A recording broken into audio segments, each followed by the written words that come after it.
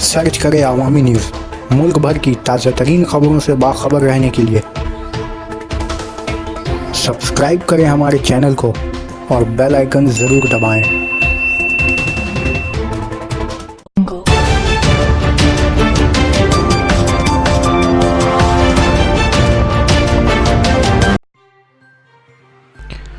नोएडा के spice mall में लगी जबरदस्त आग, कई लोगों के फंसे होने का अंदेशा।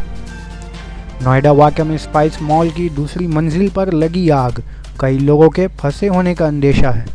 नोएडा सेक्टर 25A में वाक़या स्पाइस मॉल में ज़बरदस्त आगजनी का वाक़या पेश आया है।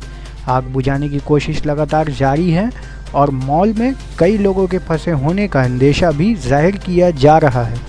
आग स्पाइस मॉल की दूसरी मंजिल पर लगी है। ये आग क्यों लगी, इस सिलसिले में अभी कोई पुख्ता जानकारी हासिल नहीं हो सकी है। फायर ब्रिगेड की कई गाड़ियां मौके पर मौजूद हैं।